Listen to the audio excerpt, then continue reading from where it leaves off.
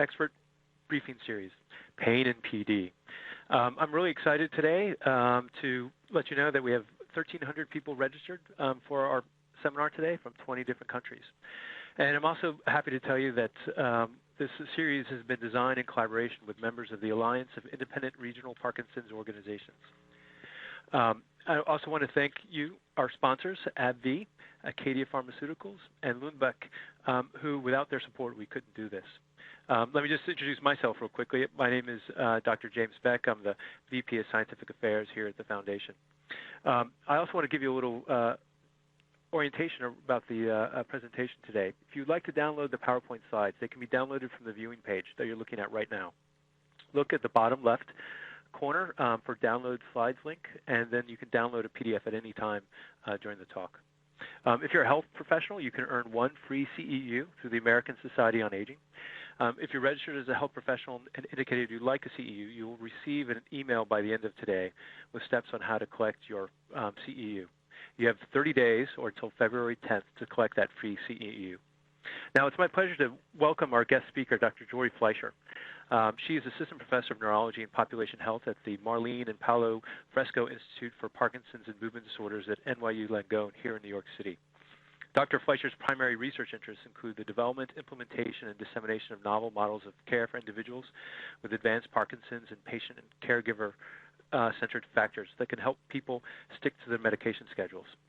Her research has been supported by grants from the NIH, the Parkinson's Council, the Edmund J. Safra Philanthropic Foundation, the National Parkinson's Foundation, the Parkinson's Alliance, Doris Duke Charitable Foundation, and the Feldstein Medical Foundation. She's been recognized as an emerging leader by the American Academy of Neurology, and I'm sure you will agree after you hear her talk.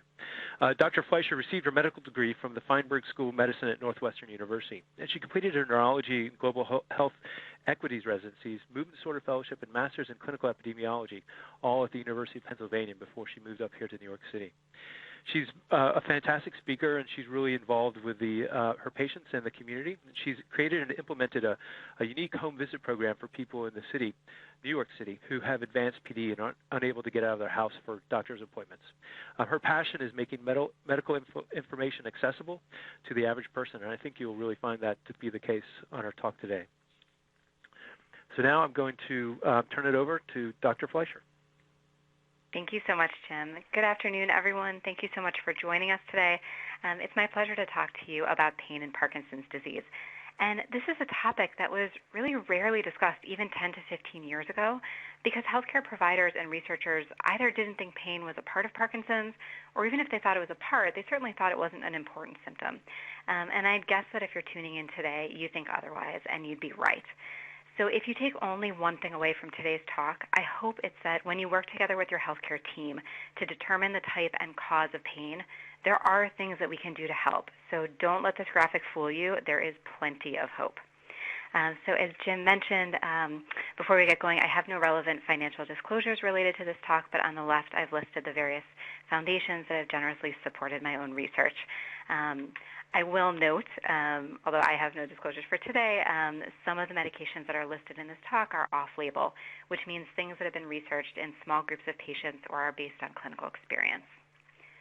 So with that, our objectives for today are the following: to understand the prevalence of pain in Parkinson's disease, to identify and describe the different types of pain that are commonly experienced in Parkinson's disease, and at times I may use PD as an abbreviation interchangeably with Parkinson's, and to learn about current treatments for pain and PD, including pharmacologic or medication treatments and non-pharmacologic options. And before the questions start rolling in, I will note that I've saved several slides at the end to cover medical marijuana and Parkinson's, which is a really hot topic right now. So I promise I will touch on that before the hour is out. So when we talk about pain, what do we mean? Well, first, how do we define it? Pain is defined as an unpleasant sensory and emotional experience that's associated with actual or potential tissue damage. So this actual or potential and unpleasant sensory and emotional, it tells us that emotion and cognition or thought are involved at least in some part of pain's origin and maintenance, and also in its management. So how exactly does emotion or thought play a role in something that seems so very physical? Well, here's how it starts. So if you look at this diagram and you check out number one, where it says site of injury. Our skin, joints, and many of our organs contain millions of nerve fibers, and their job is to detect injury of different kinds. Some fibers are sensitive to vibration, to heat, others are sensitive to pressure. And when these fibers detect their particular kind of injury, they send a signal all the way back up to the nerve, into the spinal cord, up through the brainstem, and to two different pain systems in the brain. So one system, the medial system, is involved in what's called the affective or cognitive dimension of pain. This is the system that links the physical sensation of pain to an emotional response and also to memory. The second system, so if you look up at the top, sort of where it's numbered 4, and there are those red arrows that sort of go out towards the sides, that's the lateral system or the sensory system. And this tells you where the pain is. So both systems receive pain information, they just process it differently. So I want you to imagine that you are a curious toddler who thinks that that unchild-proofed electrical socket over there is really interesting. You just have to touch it, right? Well, when you go and you touch it, the nerve fibers in your finger will register the electrical shock. They'll send that information up the nerves from your finger, up your arm, to your spinal cord, all the way up through your brainstem and to the medial and lateral systems. So the lateral pain system will help you recognize quickly that that sensation is coming from your finger so that you can pull that finger away and stop that pain from happening. The medial system first might register surprise and then connect that unpleasant sensation to unhappiness or fear, possibly leading you to cry. What the medial system will also do is to help you file away that connection, that finger and socket equals pain, so that you'll remember this for the future. So this is just a simple example, but helps us understand that pain is not just a physical sensation, but there's a lot that's mediating it. And that gives us a window into ways that we can treat it as well. So with that, how common is pain in Parkinson's disease? Well, even though we don't talk about it much, even Dr. Parkinson recognized it. So James Parkinson, who described the disease that we've named after him, noted that some of his patients had pain extending down their arms and fingers.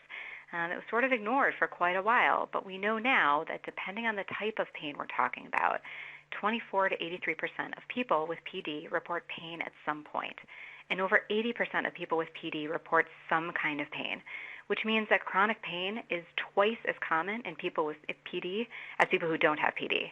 In other words, you are not alone if you're experiencing pain, and don't let anyone tell you otherwise. When do people experience pain in PD? Well, it's quite variable, and the answer is it could be all of the time. So in early Parkinson's, pain may be the most bothersome non-motor symptom. So in one survey of people with PD at different stages, researchers found that in early Parkinson's disease, pain was the most bothersome symptom right after slowness, stiffness, and tremor. In advanced Parkinson's, it was rated as the 6th most troubling symptom, and that's out of about 24 that were rated. So it's not at the top, but it's pretty close. And even in early Parkinson's disease, researchers have found that there are changes in the nerve endings, the spinal cord, and the brainstem pathways. Everything that I showed you on that diagram, there are changes in those in early PD and the way that we detect and regulate pain. So as I mentioned, there are different types of pain in Parkinson's disease, and we'll talk through all 4 of these key types. Most commonly are musculoskeletal pain and dystonic pain, followed by radicular or neuropathic pain and central pain.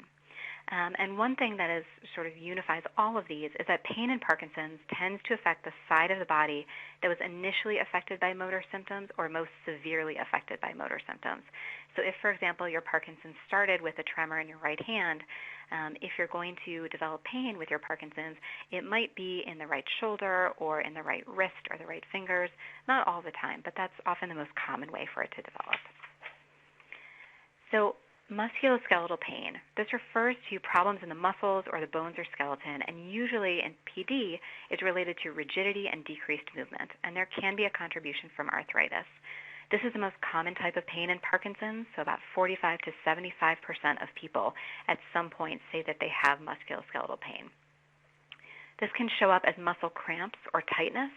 Most often it's in the neck or the arms. It can be paraspinal, which means just right along the sides of the spinal column, or in the calf muscles. So people can get Charlie horses, for example, more often than they used to. And like many other symptoms of PD, this can be present for years before PD is ever diagnosed.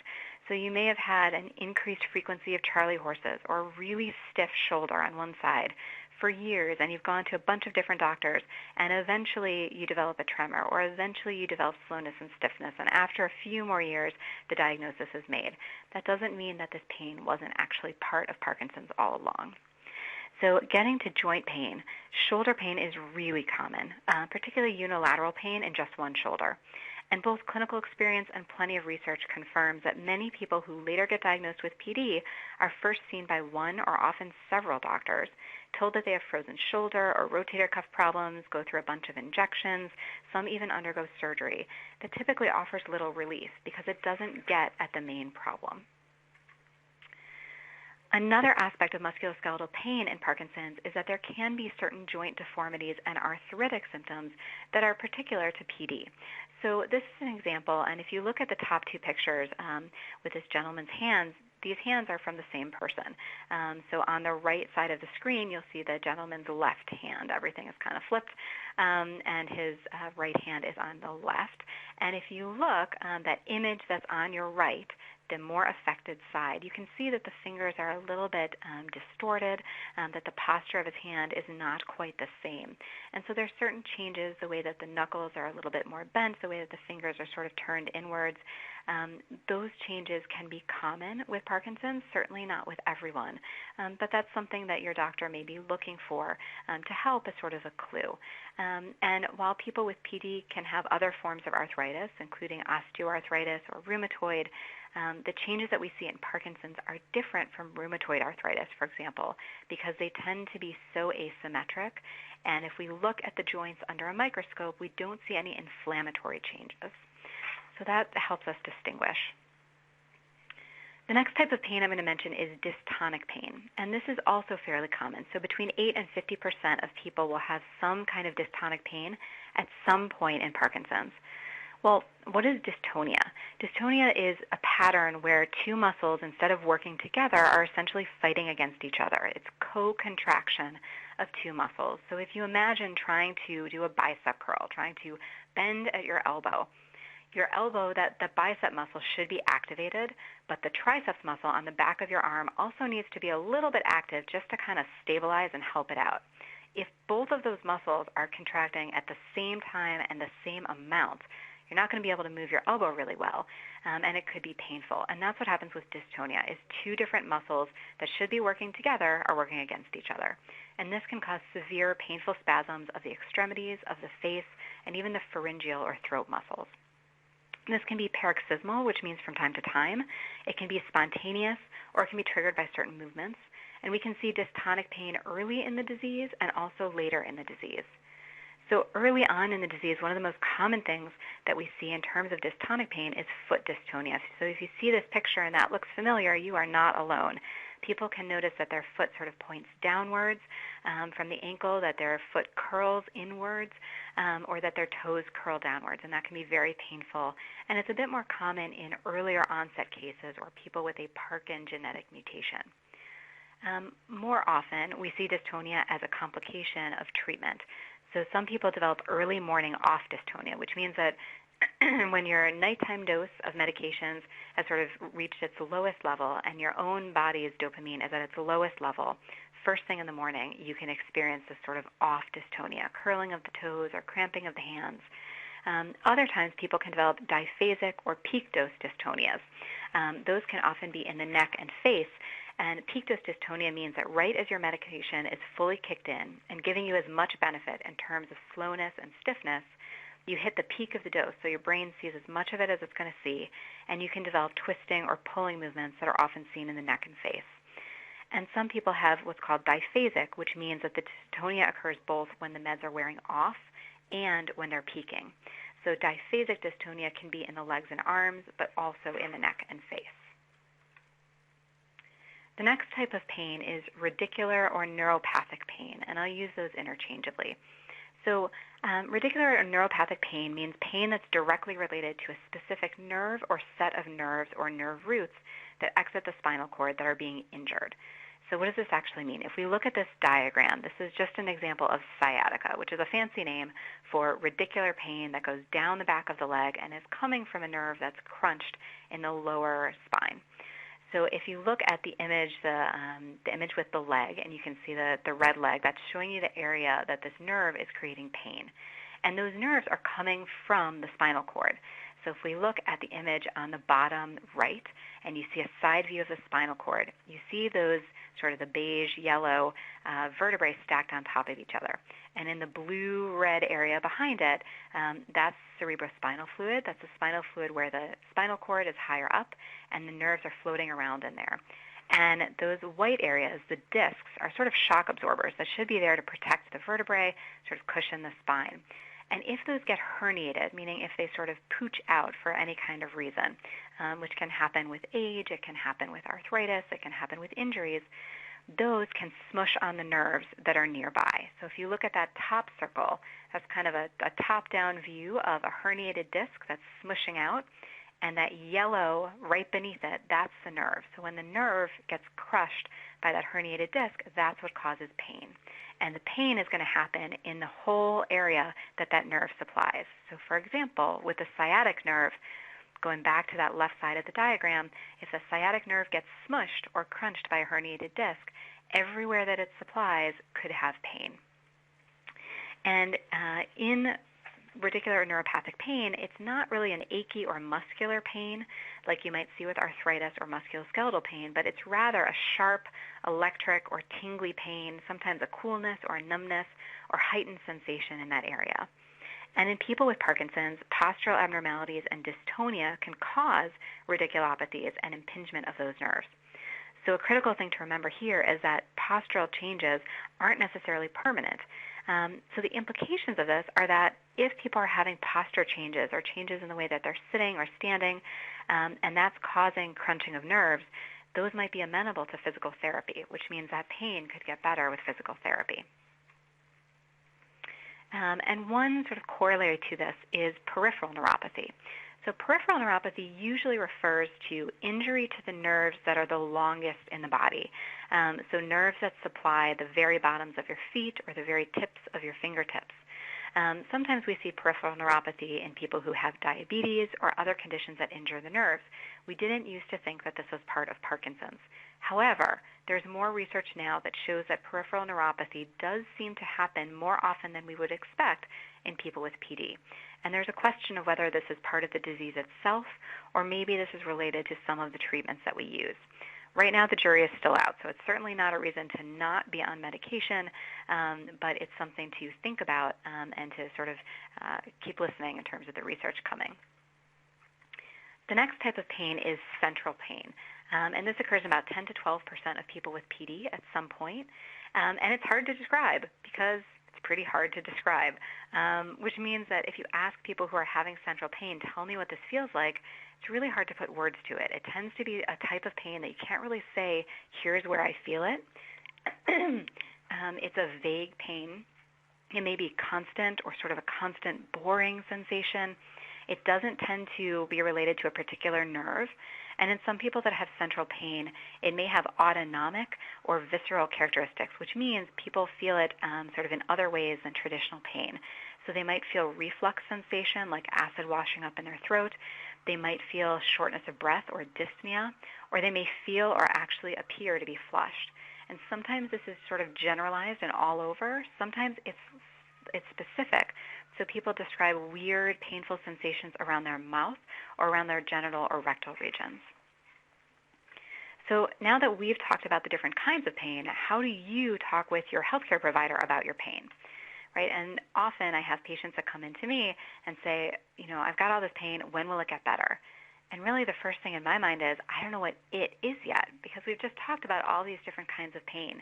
The first step in addressing it is figuring out what kind of pain is this, because there are these different kinds of pain and they're managed in different ways. So the best analogy I have is that if you go out to a restaurant and you order a dish and you decide it's terrible and you send it back to the chef for something else instead, if all the chef knows is that you thought the first dish was terrible, she doesn't know whether you didn't like it because it was too spicy or too bland, because it was overcooked or undercooked, or you just thought the sauce should have been on the side. So she might send you out something just as bad. So really figuring out, how do I describe what's going on so that it can get fixed? That's the first step. And In medical school, we often learn about when we're asking patients about their symptoms, use old carts. What's old carts? Old carts is a mnemonic that helps us think about what is causing a symptom. And here are the letters in old carts. So your doctor, when you talk about a symptom, any symptom really, should be asking you a lot of follow-up questions. So when you say you're in pain, one of the best things that you can do to advocate for yourself and to use that time with your doctor most effectively so that you get everything out of it that you want is to come in armed, knowing they're going to ask me these questions, and I've thought about it and I have answers. So onset of pain, when did this start? Has this pain been there for 5 years? Did it start sort of out of nowhere? Can you remember that it started on one particular day? Or was this something gradual that crept up on you? Did it start after a surgery or after a car accident? Or it's hard to pinpoint when it started. Where do you feel the pain? That's location. Is it in your belly? Is it in your toes? Is it in your left fourth toe when it curls? And how long does it last when it's there? Character is a tricky one. Does this feel like a muscular achy pain? Does this feel like you've overused a muscle, or you just ran a marathon yesterday, or you went to the gym and the muscles are sore? Is it instead a sharp, stabby pain? Does it feel electric? Is it just really hard to put words to? Does it have a nauseating character to it? How would you describe it? And thinking about that ahead of time, because it's hard to describe pain. The next is aggravating or alleviating factors. In other words, what makes it worse and what makes it better? Have you tried heating and cold packs? Does moving make it better or worse? Does stretching make it better or worse? What medications have you tried? Has Advil helped? Has Tylenol made it worse? All those things are really helpful to help your doctor figure out what's going on. Radiation. This doesn't mean nuclear radiation. This means if you feel the pain start in one place, does it spread anywhere else? So in radicular pain, often people will feel a pain in their low back, and perhaps when they move in a certain direction, that pain radiates or it shoots down from their back into their butt, into one leg or the other. And the timing, and we'll talk about why timing is so important, but timing especially in relation to your medications. And finally, severity. So we love to ask, on a scale of 1 to 10, where is your pain? And we really mean 1 is completely pain-free, and 10 is I was hit by a Mack truck, or I am in the middle of childbirth. So trying to use, that scale as much as you can. So I want to focus on timing for 1 second. Why do we talk about timing, and what does this have any relation to the medications? So here is a diagram about early Parkinson's, and this is just a schematic and certainly does not apply to everyone. But if you look at this, each curve is basically 1 dose of medication, and here this is levodopa. So 1 dose of levodopa, and on the y-axis, so going up, is your dopamine level. And your brain makes a bit of dopamine on its own, but the medication is giving you additional dopamine to help you move. So if, for example, this person who has early PD takes a dose of levodopa at 8 in the morning, for the first 15 minutes or so, that medication may not have kicked in. And so they're still kind of slow and off, which is what the yellow symbolizes. After a while, though, the medication kicks in, they're green, so they're on, they're able to do everything that they want to do and move around. The meds are working. They reach the peak of that dose around 10 a.m. or so, and then it slowly goes back down in their system until they take the next dose around noon. Early in Parkinson's, most people will respond, and so they won't notice their medications wearing off until they take the next dose, which is great, and that's what we want. We want you to feel a continuous level of dopamine all throughout your day. That's our goal, is not to have a lot of sort of on and off. But as the disease progresses, it often takes longer for the medications to kick in. So even after you've taken a dose of medications, it may take 30 minutes, 45 minutes, maybe an hour before you start feeling that on state. So, you're sort of in the yellow state for longer, and then you feel on for a while, and then you get to a point where the dopamine level is peaking in your system. And you're able to move, but you might be moving too much. You might have on dyskinesias as the dopamine level is reaching its very peak. And sometimes people can have dystonia at that peak, as I mentioned, so you can have dystonic pain right there. And then the medication will also, the level will fall again in your system. You'll go back to good movement without too much movement, and then you may wear off and be back in that yellow off zone before you take the next dose and before that next dose of medicine kicks in. And for many people, if they're having dystonic pain, they'll have that dystonic pain or they'll have musculoskeletal pain when their medication wears off. And that's part of why knowing when did you take the medicines, when did you feel pain, and what kind of pain was it, is so critical to figuring out how do we move forward and make it better. So write it down. Write it down, write it down. I can't stress that enough. Keeping a brief diary, even for 3 or 4 days, is tremendously helpful. And what you want to keep track of is when exactly you took each medication. This isn't when you were supposed to take each medication, because I can look at the chart and say, here's when I told you to take the medication. What we want to know is when you actually took the medication, when you felt like the meds were working, when you felt some symptom relief, any missed doses, any unusual events, and write down when you noticed pain. So where that pain was located, what kind of pain it was. Again, anything from that old CARTS list, 2 o'clock, I was a little bit late on my meds and I had some achy pain in my knees. Or, 10 o'clock at night, I felt like my meds had worn off and I had this weird, sharp, stabby shooting pain from my left back into my left buttock. When you're just trying to recall the type and pattern of pain from memory, it can be really impossible to detect a pattern. But if you make a conscious effort to track it for just a few days, and do it for the few days right before you see your doctor, it'll be fresh in your mind, and you and your healthcare provider can help find that pattern that'll point you in the right direction towards appropriate treatment. Because, contrary to popular belief, there is no one appropriate treatment or one-size-fits-all approach to pain and Parkinson's. Just like every other symptom in Parkinson's, there are no two people who are experiencing exactly the same thing. Your healthcare team really needs to fit the treatment to the person. So that requires a multidisciplinary approach, which means there shouldn't just be one person on your team. You really often need a nurse and a physical therapist and an occupational therapist and your Parkinson's doc, whether that's a neurologist or whoever is providing your care. And you may need a pain management specialist. There may be multiple people on that team depending on what's going on. But regardless of what type of pain, exercise and physical therapy are going to be huge contributors to helping you feel better. The evidence continues to mount. Every month there are new studies coming out in the journals telling us how good exercise is for Parkinson's, both to help you feel better right now, to give symptomatic relief, but also potentially neuroprotective. What does that mean? That means that this may be the one thing we have that slows down the course of Parkinson's. So exercise, exercise, exercise, which is certainly easy for me to say if I'm not in pain. But this is a catch-22. If you're in pain and you stop moving, often the pain is just going to keep getting worse.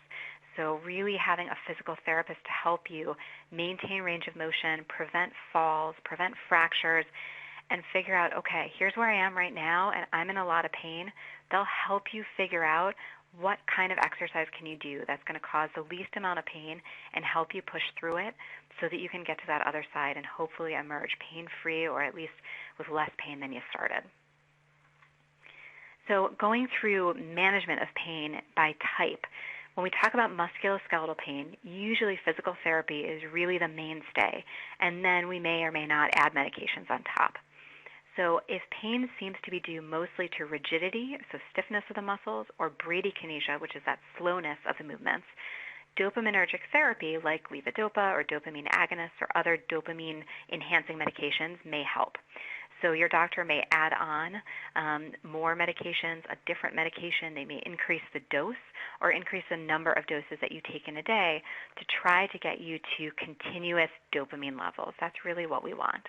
Another way to do that is to add medications that extend the duration of those dopaminergic medications. These include things like COMT inhibitors or entacapone or MAOB inhibitors like rasagiline or selegiline. There is a new medication that's currently under study in the U.S.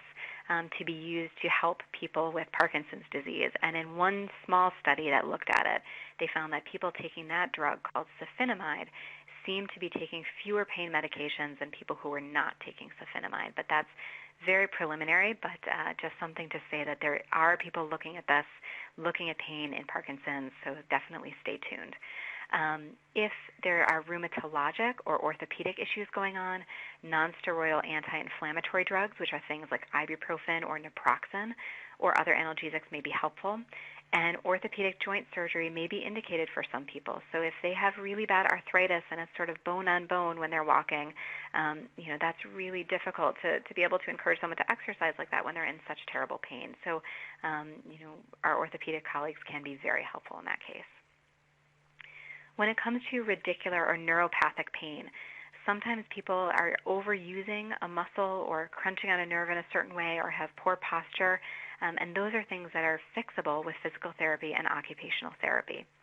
And sometimes, it may require surgery to remove a disc that's pressing on a nerve. So we can try a lot of conservative things. We can try a lot of medications. But sometimes I want you to imagine that you have an 11-foot truck that just tried to go underneath a 10-foot bridge. Sometimes you just need to fix it physically. And while we don't love sending people to surgery in any way, there are certainly risks to that. Sometimes if we've tried everything else, your doctor may suggest seeing a spine surgeon or a neurosurgeon to talk about removing the disc that's pressing or helping with the spinal column if that's where radicular pain is coming from.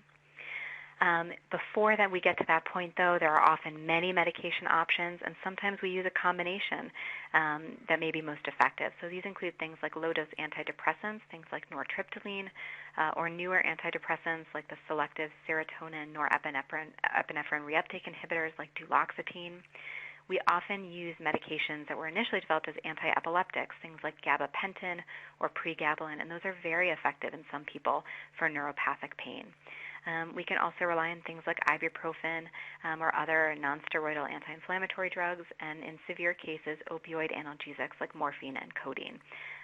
When we get to opioids, though, we do have to really think very carefully about the balance of risks and benefits because those can cause confusion. Sometimes they can cause lightheadedness and nausea, things that may already be present with a person's PD, so we don't want to worsen those. When we think about dystonic pain, there are a lot of different options, and most often we may manipulate dopaminergic medications. So if the dystonia is a wearing off dystonia, or if it's first thing in the morning, your doctor may try to adjust the dose or the dosage times or the switch to a long-acting preparation to reduce that dopamine pulsatility. So instead of having those sort of ups and downs all the time, we want to try to get to something smoother. In some people, they may have variations in dystonic pain related to when they have protein in their diet. And now this is a common misconception that's out there a lot online, but this does not mean that you should cut out protein from your diet. You should talk with your doctor if you think this is going on. It means just manipulating and moving the protein that you eat during the day away from the doses of your medication, not cutting it out entirely. Anticholinergics are another class of medications that may be used with dystonic pain, as is baclofen, which is a muscle relaxant. But again, these can cause different side effects and side effects that really can be a problem for many people with PD, so they have to be done really carefully with a lot of discussion with your healthcare provider. Amantadine is a medication that sometimes we use for dyskinesias in Parkinson's, and so if dystonic pain is happening at the peak of a dose, amantadine might be an effective therapy. Another effective therapy is also botulinum toxin injections, or Botox. So this is the same Botox that we use to, make people's foreheads look smoother and make them look young and joyful, but this is used for a more therapeutic purpose, which is that if people have sort of cramping of the muscles that's really fixed, that's there a lot of the time, so their toes are curled a lot of the time and make it very difficult to walk, or their fists are balled up and make it difficult to use, we can use botulinum toxin to weaken those muscles and try to restore some function. It is a really difficult balance, though, between relieving the symptoms and preserving function, so that requires a lot of discussion and managing expectations with your doctor. And finally, deep brain stimulation surgery, or DBS, has been shown to improve dystonia and dystonic pain in many people with Parkinson's disease. And the fourth type of pain, central pain, we again use dopaminergic therapy, so adjusting your levodopa, your dopamine agonists, your other medications to try to give you more continuous stimulation, and that can often help. And then the other classes of medicines that we've talked about, especially things like anti-epileptics like gabapentin or carbamazepine, certain antidepressants can be very effective for central pain, but I will say that this can be a really tricky symptom to treat, often because it looks so very different between patients. Just managing the expectations of trying to help your doctor figure out that this is what's going on and knowing that it may take a couple of medications before you find the right thing that helps. Before we move on to just a couple of other points, I want to say that we think about pain in Parkinson's disease, and sometimes we put on our Parkinson's glasses and we forget to think about everything else that could be going on. So depression is really critical to think about, and it's not a straightforward association. So people with chronic pain are more likely to be depressed than people who don't have chronic pain. And people who are depressed are more likely to have chronic pain than people who aren't depressed. And people with Parkinson's are both more likely to be depressed and more likely to have chronic pain than people that don't have Parkinson's. So you reach kind of a terrible Venn diagram of a lot of overlapping conditions that can predispose you to both depression and pain. And what we know is that people who are depressed have a really hard time taking their medications as prescribed. They'll often miss doses or stop medications.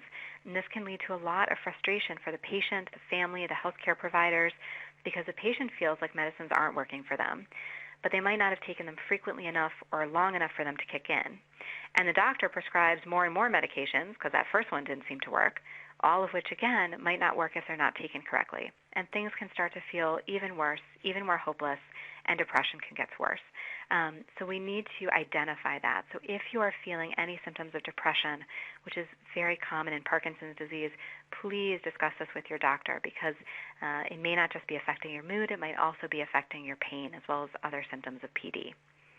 Additionally, just because you have Parkinson's doesn't mean you can't have something else. So people with Parkinson's can have diabetes, they can have osteoporosis or other rheumatologic diseases, and those may be contributing to pain as well. So I briefly mentioned deep brain stimulation, or DBS. DBS has been studied for many, many years in people with Parkinson's and can be a very effective treatment in the appropriate patients. But it's also been studied in relation to pain in multiple studies. And most of the studies show that DBS, and especially DBS to the subthalamic nucleus, or STN, does show improvement in pain symptoms with stimulation. So what about alternative treatments? We often refer to alternative treatments as complementary, and that's because at least 40% of people with PD are using the alternative therapy in addition or in complement to a more standard Western medicine treatment. But only half of patients who use alternative treatments tell their physician that they're doing so. And we get it. People might not tell their doctors because doctors are often thought to dismiss these treatments. And while some doctors might dismiss them out of hand, they shouldn't. But most of the time, it's because in Western medicine, we are taught, above all, to first do no harm, which means, in practice, before you recommend something to a patient, we need to be confident that the benefits outweigh the risks. And to do that, we have to know with some certainty what those risks and benefits are. And we figure those out in Western medicine by studying new potential treatments really carefully in various clinical trials. That's sometimes what the barrier is that a lot of these things that are out there that are common online just haven't been studied. But I will talk briefly in terms of acupuncture. So there's one small study that evaluated acupuncture for various Parkinson's symptoms. And while they did not find any improvement in pain, they did find a small possible improvement in sleep. But because there is no placebo arm, we don't know whether that improvement is above and beyond what would be seen with placebo. The acupuncture seemed to be well tolerated, and there were few side effects, but again, there have been no rigorous studies that show a clear benefit to that. And now, perhaps the most popular question in clinic these days, what about medical marijuana? For pain, for tremor, for anything. This is a very, very hot topic. And it's a really difficult one to discuss because, for example, aspirin is one chemical. Marijuana contains at least 60 active chemicals. And these include things like THC, or tetrahydrocannabinol, which has the psychoactive effects, as well as CBD, or cannabidiol, which has potential therapeutic effects. But again, at least 60 active chemicals, and there are receptors for these different chemicals all throughout the nervous system, and they all have very different effects depending on where they are. So while there are several studies out there that look at medical marijuana or just marijuana in Parkinson's disease, they all may be using very different formulations and looking at different symptoms, and it's hard to compare them. But in brief, there was a survey of 339 people with Parkinson's in the Czech Republic, and this was just marijuana, not medical marijuana. But 25% of people reported using marijuana, and 46% of those described some benefit. But here's the caveat, and here's the thing to keep in mind when you're reading really any medical studies, is you really need to look at the details. So in this study of 339 people, only 54% actually completed the survey. So only 183 filled out the survey at all, which means that about 46 people said that they used marijuana, which means 21 people total said that it helped. So it can be a little bit deceiving sometimes. There was a small open-label study, which means everyone knew what they were taking, of 22 people with Parkinson's. And subjectively, so the patients themselves reported an improvement in tremor and stiffness and pain and in sleep, but that's quite similar to what we see with placebo. In 4 larger controlled clinical studies, there was no benefit found for motor symptoms and mixed results for dyskinesias and quality of life. So while some people found that their dyskinesias or quality of life were better, just as many found that they were worse. And in the most rigorous study of medical marijuana in Parkinson's, that was for levodopa-induced dyskinesias, and there they actually saw a worsening. It wasn't statistically significant, but certainly no improvement. And we need to keep in mind, anytime we're talking about medical marijuana in Parkinson's, that the side effects of marijuana can include low blood pressure, dizziness, hallucinations, sleepiness, and confusion. And if any of those sound familiar, that's because those can be symptoms of Parkinson's itself, and those can be side effects of the medications that you might already be on. So medical marijuana may compound all of those things. So the bottom line right now is that current research suggests that cannabinoids are probably ineffective for the things that have most been studied in PD. But that doesn't mean that with further rigorous study of different doses and formulations and targeted symptoms, we might find different things in the future. But right now, our societies basically say that the evidence is insufficient, and what we've seen so far shows that it is probably ineffective. So in summary, pain disorders are common, they're under-recognized, they're under-reported, they're detrimental to quality of life, and they are manageable non-motor symptoms of Parkinson's disease. Keep in mind that early asymmetric, stiff, or painful shoulder is a common and often misdiagnosed presenting symptom of Parkinson's disease, and before you undergo the scalpel, talk with your doctor about it. And pain can be categorized in Parkinson's as musculoskeletal, dystonic, neuropathic, or central, and you can have multiple types at the same time. Pain management in Parkinson's requires really close attention to the timing, both throughout the day, but also in relation to medication doses and the quality of pain. Keep a diary, write it down, help your doctor to help you to figure out the pattern so that we can help you feel better. Think about old carts, all these ways to describe your pain so that we can pinpoint it. And keep in mind that just like everything else for Parkinson's, we really need a multidisciplinary, customized approach. So physical therapy and exercise are going to be there. You need them to help improve mobility, to maintain mobility, to maintain range of motion, prevent falls, prevent injuries. And then medications can be tailored to the particular type of pain. So just because someone next to you in your PD support group is taking one thing doesn't mean that it's exactly the right thing for you. Certainly bring it up to your doctor, but know that everyone's pain is different. And as of yet, there are no proven benefits for medical marijuana or other alternative treatments. With that, here are some references. And thank you so much for this opportunity, and I look forward to your questions. Thank you all so much for joining.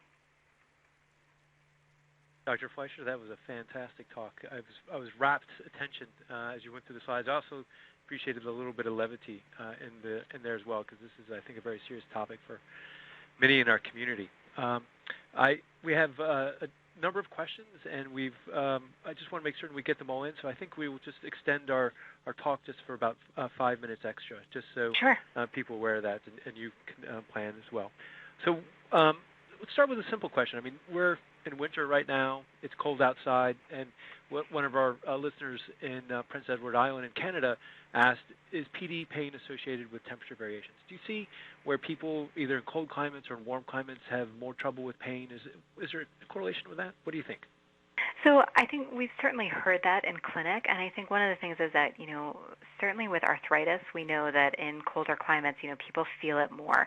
Or if it's rainy outside, sometimes people feel that more. And I think it is harder to get moving if it's particularly cold. We know for some people that cold exacerbates their tremor, for sure. It doesn't mean it's doing damage underneath. But I think absolutely, and especially being up in Canada, it is pretty chilly. Anything that you can do, really, the sort of bottom line with exercise and movement in Parkinson's is anything that you can do. And whatever it is, do it and stick to it. So, if you are stuck inside because of the cold, find something that you can do indoors. If that is just, calling up a friend once a day, talking on the phone for 45 minutes or an hour, but walking around your house the entire time and doing laps around your dining room table, it counts. And it gets you moving, and if you need to do it with leg warmers on and a few extra layers so that you're, particularly warm, do it. And I think this is one of those times where physical therapists can be really helpful because they're really great at kind of targeting a program directly for you. You tell them, okay, here are the factors that are important to me, and here are the things that are bothering me, and they'll come up with something that'll fit those limitations and those interests that you have. Fantastic. That's great advice. So another question, Dr. Fleisher, that's come through is, I should let me rephrase and say that you talked about a number of medications which are very good at helping to relieve some of the pain, and I think it was very clear how you went through how time of the day and medications that people take for the Parkinson's can contribute to some of the dystonia or the cramping. Are there medications that people take that can actually exacerbate the pain or maybe even trigger pain in PD? A good question. I can't think of any medications that would really trigger the pain in PD. I guess the question would be really looking carefully at the medications. Sometimes if a person's medications aren't really calibrated for them, if they've been on sort of the same regimen for a really long time, as the disease is changing underneath, sometimes we need to sort of adjust the medications to catch up with it. And so it may be that, it feels like, tremor is pretty well controlled throughout the day, or, slowness and stiffness are pretty well controlled throughout the day and have been for quite some time. But now, pain is kind of creeping in intermittently. That would be a symbol to me to say, let's check and make sure that the medication doses are really appropriate. But no, I can't think of anything that would really clearly exacerbate the pain. Well, I think maybe you did answer the question, I think, quite nicely in saying that sometimes people's PD medications can trigger the pain, and it's just a matter of visiting your healthcare professional to ensure that you talk about it, as we just talked about today and learned, and trying to address it. So I think that really brings up to the next question. Is there a relationship that people experience as their PD progresses with pain? Does it get worse? Does it get easier? Or how does that correlate with their status and their course of their PD? It's a great question. And I think in general, we see that as PD progresses, pain can become more common only because dystonic pain, which is quite common, can happen more often as people are getting more into the advanced stages and as they're a little bit more dependent on medication because their own dopamine levels are dropping lower over the course of the disease. So when you're making less of your own dopamine, you need more medication, more sort of supplemental dopamine to replace it. But with that comes the fact that when you are using supplemental dopamine, things like levodopa or dopamine agonists, it's not quite the same as the way that your brain makes it. So there's sort of that peak and there's that valley throughout the day. And dystonic pain can happen often in those peaks and in those valleys.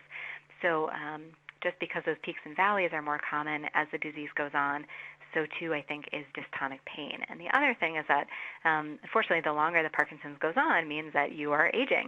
And as we age, arthritis becomes more common, so people can have joint pains. They can have more of the musculoskeletal pain, both related to Parkinson's, but also related to underlying arthritis. If there's any diabetes going on, that can often change as people get older. Neuropathies from other conditions can change and worsen as people get older. And so all of those things can add up over time. So yes, there's some component from Parkinson's as it advances, making this more common, but also all of the other things that can go with aging. Thank you. To follow up to that, another questioner from Connecticut had a question regarding really advanced PD, where someone with Lewy body dementia. I think we could see this too with some people with regular with advanced PD that has a dementia component where they're not able to articulate their pain well, and I think caregivers can see that they're in pain and distressed. How do you handle that situation? What advice could you give to someone who's going to go visit a professional in regards to your old carts approach? Sure. I mean, that's a great question, and it's something that is really close to my heart, and I think is close to a lot of people. And number one, I would say, because so much of this falls on the caregivers, and the burden of how do I explain this, how do I communicate this to the doctor, how do I make sure that I'm doing the right thing for my loved one. By noticing it and thinking about this at all, you're doing the right thing, and you are advocating for your loved one, and that is huge, and that shouldn't be underestimated in any way. So just thinking about it is the first step, and is really valuable. I think telling your doctor, look, he makes this grimace, and even though he doesn't say anything, he seems to be, grimacing at these times of day. So trying to keep sort of that same diary, even though it might not be, using old carts, but writing down, okay, at 2 p.m., he had taken his medications at 1 o'clock, and then at 2 p.m. he started moaning, or he started, looking more distracted, or picking at his clothing, or something else was going on, whatever it is that triggers you as the caregiver or the loved one to say, I think something is different, and this person might be in pain. Write that down and share that with your doctor. And I think that there are a lot of things we can do. All of the medication options that we discussed are potentially on the table. Some of them can be more limited when people have cognitive problems, but we certainly think about them, and it's a balance of keeping the person comfortable and giving them some quality of life. And sometimes we balance, maybe a little bit more confusion if that means that the pain is relieved. I think also we are increasingly realizing that palliative care, which is a branch of medicine that really is focused on symptom relief and has a lot of stigma around it, but palliative care is a lot of what we do in neurology in general. It's saying, here's a symptom, what can we do to fix this symptom? But palliative care really looks at symptoms that people have with chronic diseases and says, okay, this person is in pain, and we've tried medicines A through Z, but have we tried massage? Have we tried, different positions? Have we tried all kinds of different things? Can we get nursing care into the home to help and ease this person's suffering? So I think keeping an open mind, if your healthcare provider says, we've tried all these different things, what about X, Y, and Z? And if, X is palliative care, I think keeping an open mind to that is really helpful because they can offer a lot of great support and relief. Yeah, I agree. We've, as a foundation, been working to fund efforts to really improve understanding of palliative care and had several workshops on that. And I think it's a field that really needs addressing, and perhaps maybe that's something a future expert briefing can touch on. Another question that's come in from Kansas, and I think this is something that a lot of people are trying to help disambiguate, is we talk about the 4 different types of pain, differentiating the musculoskeletal from spine pain. What about headaches? I mean, where does headaches fall into this realm of things? I mean, is that PD related or is it not? And I'll tell you my follow-on question is that a lot of people have pain who have PD, yet their doctor says, oh, it's not PD related. How do you deal with that? So A, headache pain, and B, how do you deal with your physician and communicate with them when you really think it's something else? Sure. Those are 2 great questions, and hello to Kansas and the Midwest. So number one, in terms of headaches, this is a really tricky question because headaches are really common, and PD is pretty common as well. So certainly there are going to be people who have headaches and have Parkinson's, and they may not be related. But there are people who, I certainly have a lot of patients who have headaches, and it seems out of proportion to the number of people I would expect to have headaches. It seems like it's sort of overrepresented. There are more people with headaches than I would imagine, which leads me to think, there must be some connection here. And not everyone's headaches are the same for sure, but I've seen, at least a couple in my practice, and some of those are people that, when they stand up too quickly or they overexert themselves, feel sort of a lightheadedness at first, and maybe sometimes like a nauseated feeling that goes with that, and then can feel kind of a dull, achy headache that starts after that. And oftentimes that's a sign of low blood pressure, which is very common in Parkinson's itself. and also the medications can make that worse. So when that's going on, number one, the thing I'll tell them to do is to hydrate as much as possible. I don't care how they get water or fluids into themselves, but anything that is decaffeinated can really help with that kind of a headache. Talking with the doctor about medications, making sure that you're not experiencing really low blood pressure and also still taking a medication for high blood pressure. That is shockingly more common than it should be, but really, always taking a close look at your medication list with your doctor to say, do I really still need to be on all of these things? And then thinking about other kinds of headaches. So sometimes people have headaches kind of like that radicular or neuropathic pain, where there are nerves that come out sort of from the very top of the spine and they supply the back of the head. So a tightness or sort of a shocky electrical pain that goes up the back of the head is often a nerve that's being crunched, and sometimes that could be from dystonia. Sometimes that could be from strange positioning of the head. And if that's going on, we can work with physical therapy to work on different positioning, and we can try different kinds of medications. Again, if it's dystonic, sort of adjusting dopamine therapies, but we have a lot of other things out there. So certainly if you're experiencing headaches, tell your doctor. And it's sort of tricky, and it depends on who you see. But many people will say, nope, I just do Parkinson's. Headaches are out of my league. We would hope that people would sort of take a first swing at it, because there's kind of first and second line things that you might do for headaches. But there are also neurologists who are headache specialists, and that is all that they do. So if your neurologist feels, I've tried a couple of things and I just don't know what to do next, they may send you to a headache specialist, and I wouldn't resist that. I think that that's a great opportunity if you have one in your area. They can be really helpful, and many are really familiar with complementary and alternative medicine as well. As far as the second question, what if my doctor says that the pain is not related to Parkinson's disease? This is unfortunately way too common, and we hear this not just with pain, but what if my doctor says that my constipation is not related to Parkinson's disease, or my erectile dysfunction is not related to Parkinson's disease? There's so much that is unfortunately related to Parkinson's disease that now we know, but we didn't know 15 or 20 years ago.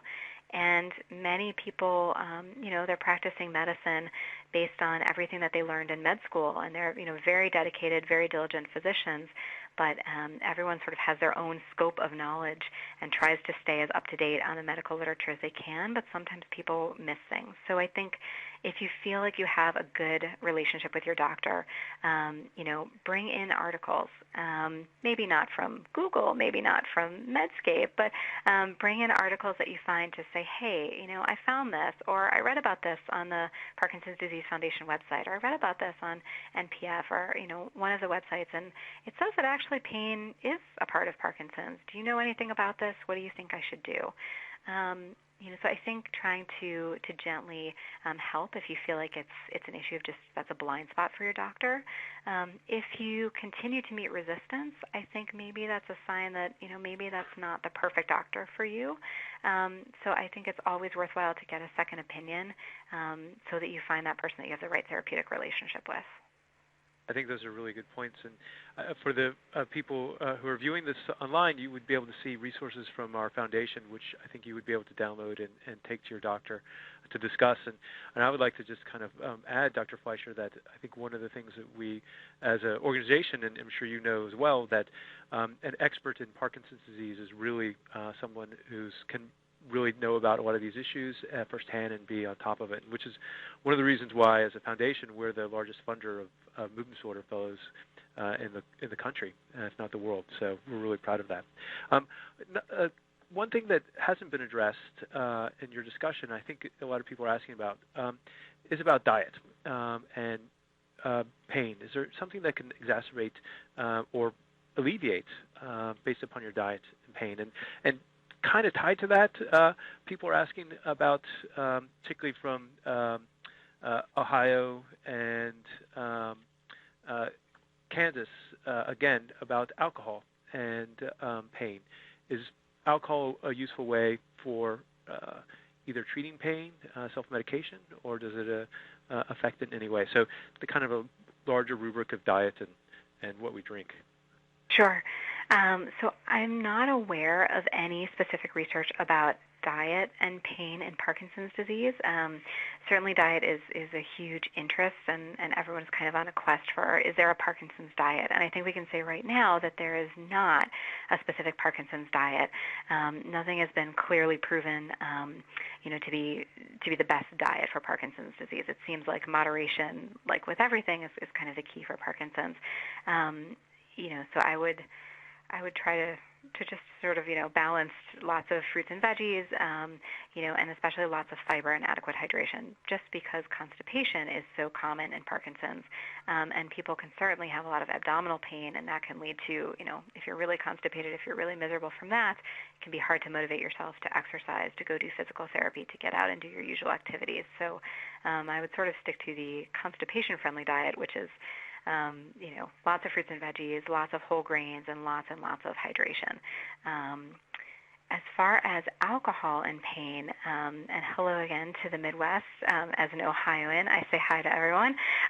But as far as alcohol and pain, I would not recommend increasing alcohol intake as sort of a treatment for pain in Parkinson's disease. Certainly that can be addicting and lead to other problems, and we worry about people in terms of their risk of falls, especially with alcohol on board, that your risk of falls increases, and so that's something that we don't want to see. Also, alcohol can drop your blood pressure a bit, and since we're already prone to having low blood pressure with Parkinson's, and the medications can also do that, I would be very careful, which doesn't mean no alcohol. It just means, again, in moderation and sort of, keeping tabs on yourself. Might alcohol make your pain better? I don't know that that's the answer. I think alcohol might make you less in tune with your pain. And so, you may notice it less, but not because it's actually doing anything therapeutic underneath. That would be my best educated guess on that at the moment. Okay, I think that's perfect. Especially the issue regarding dehydration, I think is something. Your previous question about headaches and pain, dehydrating is not very good. I want to add two things. One is for our viewers, we have our survey up there about PD expert briefings on your screen. I encourage everyone to complete the survey. This is what we really utilize to provide feedback to our speakers, like Dr. Fleisher, to improve our expert briefing program. We've been doing this a number of years, and I think with the feedback we get from the community, it's getting better all the time. Dr. Fleisher, I know movement disorders is a broad field, and you see a number of people who have more than just Parkinson's disease. There's Parkinsonisms, multiple system atrophy, progressive supranuclear palsy. Do they experience pain, and are your advice that you're giving here for people with PD, could it apply to them? It does, and they do.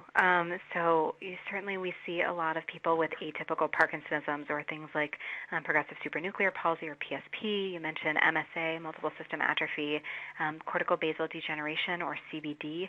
It's kind of an alphabet soup of these other Parkinson's-like conditions, and often many of these patients get told, you have Parkinson's, and they carry that diagnosis for a while before other symptoms crop up, or things are sort of out of proportion to what we would expect for Parkinson's, and someone says, you know what, maybe that's not quite the right diagnosis, and let's go off in this different direction. But certainly each of these conditions can have other types of pain associated. So multiple system atrophy tends to be something that affects slightly younger patients, but they can have especially autonomic symptoms, so really bad constipation, really bad urinary dysfunction, but pain can be a part of it. They often have a tremor that's quite jerky and can lead to pain just from sort of the jerkiness of that tremor. They can be very sensitive to medications, and so they can develop some of those dyskinesias, and especially dystonic, painful dyskinesias, pretty soon after starting medications, which is quite unusual for Parkinson's disease. So I would look for pain in those contexts with people with MSA. For people with progressive supranuclear palsy, which is another one, they often have trouble with their eye movements. They have trouble particularly with balance and falls, but these individuals can also have a lot of neck stiffness and neck pain, or twisting of the neck, or sort of elevation, sort of chronic contraction of their shoulders, and that can be very painful. And then cortical basal degeneration is probably the rarest of these. Patients can look like they have Parkinson's disease or dementia with Lewy bodies, for quite a while, but it's usually very asymmetric, and they often develop really significant rigidity, really bad stiffness of the body on one side, even out of proportion to what we see in usual Parkinson's disease. And that can be associated with a lot of pain, with a lot of dystonia, the muscles sort of getting fixed in strange positions, or being, sort of elevated. Even when the person's sitting on a chair, their leg might be raised a little bit, and that can lead to a lot of pain and discomfort. We use essentially all of the same treatments and the same kind of diagnostic thought process of, okay, what type of pain is this and how are we going to approach this, and really come at it from that multimodal perspective. So I think while the exact, the specifics may be different, the approach is the same. Oh, that's great to know. I appreciate you giving us that kind of detail. And I'm cognizant of the time, but I would like to just squeeze in 2 quick questions, if I may. And they may not be quick, but I think we'll have to provide quick answers to them. One of them has come through, and I think you addressed it a little bit when we talked about people with Lewy body dementia, or people who are nonverbal. You mentioned grimacing as a way with which to indicate they're in pain. Are there little clues that a caregiver or a nurse might be able to use? This was a question from a nurse in Ohio, particularly just trying to help, again, address these people who are often neglected for their pain. Absolutely. I think it's something that we sort of overlook so much, but, going back to kind of nursing school and med school 101 is go back to vital signs. When our patients can't really tell us verbally what's going on or can't show us what's going on, if you have someone who normally, their heart rate is 60s to 80s, but, something tips you off, makes you think that maybe they're in a little bit of pain, and their heart is racing or their blood pressure is really elevated. I think, figuring out, okay, is this a consistent pattern with this person, and really being in tune with, all right, they're tachycardic, their heart's beating away much faster. This is their symbol for pain for us. There are other patients, and this is rarer, but there are other patients who may have sort of groaning or moaning. And this is kind of controversial. We see groaning and moaning sometimes in people with dementia. We don't know all the time whether it means pain or not, because often people can't tell us. But if that seems to go along, if there's sort of groaning or moaning of the person, and their blood pressure is elevated or their heart rate is elevated, I would use that as a sign that they're in pain. And I would treat accordingly from that. Okay, great. And our final question, if I may, I'm going to group a couple together from Georgia and West Virginia. Talking about most common alternative therapies, as well as would you include a chiropractor in that? Is it worth visiting one versus perhaps seeing maybe a physical therapist? Sure. So I think, there are a number of people that do see chiropractic. I would say, just based on the evidence, I think physical therapy should be the first line, because physical therapists do receive, and there are specific certification programs for physical therapists in Parkinson's disease, but they're very familiar with Parkinson's disease and can really come at it in several different ways. So I usually refer to physical therapy as the first line. Other alternative therapies that are out there, certainly I have a lot of patients that feel like massage really helps. I think it's hard to find someone who says that massage didn't help or make them feel better. But I think massage, although insurance usually won't cover it, that can be something, maybe if you're a caregiver and looking to do something, go take a side class, an adult learning in massage, and see if that helps. Acupuncture we spoke about a bit. The evidence isn't strong, but it seems like the side effects are fairly minimal if it's done by a practitioner who knows what they're doing. There's very minimal evidence out there for Reiki, but probably limited risks to it. We just don't know what the benefits are yet. The only thing I would say with chiropractic, I think, most practitioners are very responsible and great, but I would be very, very careful about letting anyone manipulate your neck. Neck manipulation in chiropractic has been associated both in research and also clinically, and I can speak from experience with having rapid neck manipulation where someone twists your neck quickly to try to realign the spine in some way, and that can actually cause strokes. That can tear blood vessels, and that can cause strokes. And so, again, this is that, first do no harm. We want to make sure when we're recommending something that we know that the benefits really outweigh the risks. And so sort of tread carefully in terms of neck manipulation with chiropractic. Wow, thank you. I think that's really great advice. And, Dr. Fleischer, I wish this was a live audience. You could hear the applause. We're getting the comments coming in from West Virginia. Excellent talk. Thank you. From Texas. Thanks, West Virginia. Excellent, excellent presentation. Well-researched and thoughtful. Thank you. Exclamation points. And from Washington, thank you. Excellent presentation. And again, from Pennsylvania, thank you, Dr. Fleischer. This is an excellent job, and I would agree. This is a fantastic talk, and we have it archived. And while it's not up, I think, on the screen right now, but it will be made available afterwards, where people can download the presentation itself, and we can also, in a couple weeks' time, be able to have a archived version as well. And so. I want to again thank everyone for completing the online survey that is in front of you. As I mentioned, your feedback is really important to improve our webinars.